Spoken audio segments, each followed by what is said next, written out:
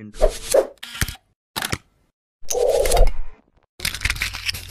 saya hormati, hari ini kita akan lakukan ekspor komoditas pertanian secara serentak dari 17 pintu ekspor melalui bandar udara dan pelabuhan laut di berbagai daerah di Indonesia sebagai momentum penguatan ekspor komoditas pertanian Indonesia dan menandai kebangkitan ekonomi nasional di tengah pandemi. Saya rasa itu yang bisa saya sampaikan pada kesempatan yang berbahagia ini. Dan dengan mengucap Bismillahirrahmanirrahim, hari ini saya resmikan pelepasan Merdeka Ekspor Pertanian tahun 2021.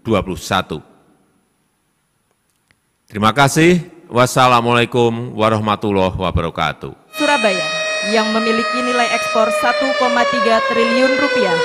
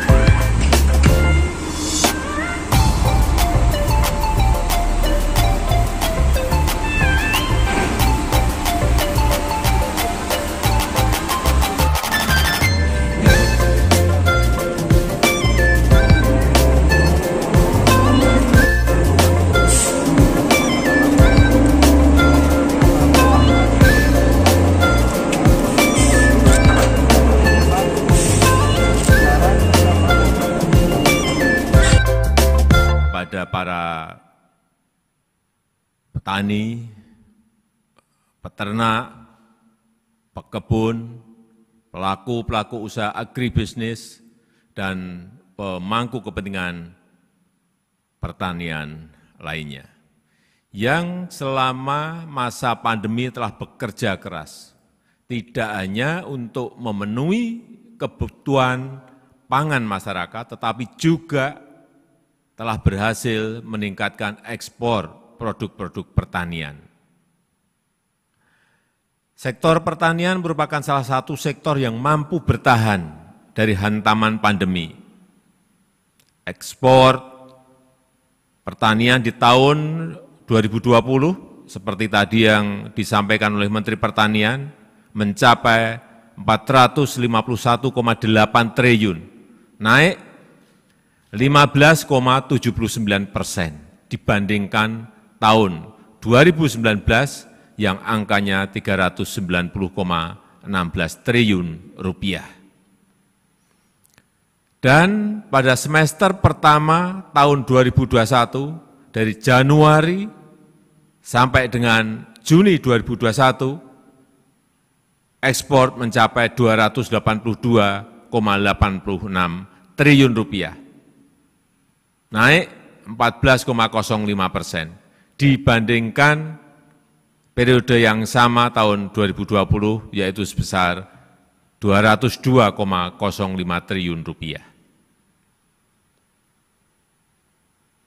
Peningkatan ekspor komoditas pertanian ini berdampak pada peningkatan kesejahteraan petani juga. Terlebih dahulu, artinya kebutuhan dalam negeri didahulukan, kalau hitung-hitungan ada sisa silahkan diekspor. Hadirin yang saya hormati, saya juga minta kepada para gubernur, bupati, dan wali kota untuk menggali potensi ekspor di daerahnya masing-masing. Segera garap komoditas-komoditas pertanian yang potensial untuk dikembangkan. Perkuat petani dengan akses permodalan, inovasi teknologi dan pendampingan. Saya sudah banyak berbicara dengan dirut perbankan agar pertanian mendapatkan perhatian khusus, karena ini ada kesempatan seperti tadi disampaikan oleh Menteri Pertanian mengenai porang. Ada pasar yang besar yang bisa kita masuki, tetapi juga ekspornya jangan mentahan, jangan apalagi masih dalam bentuk umbi-umbian. Ya paling tidak sudah dalam bentuk tercacah atau syukur bisa barang jadi atau beras porang yang sudah jadi. Saya kira target kita memang hilirisasi.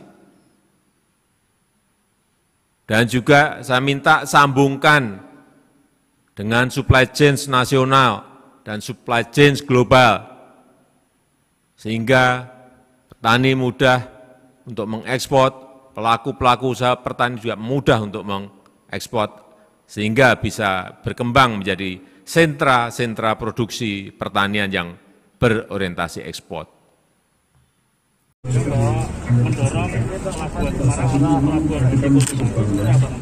Oh ya, sebenarnya kalau kita lihat tadi Pak Menteri memberikan arahan, terus kemudian Presiden memberikan arahan sama.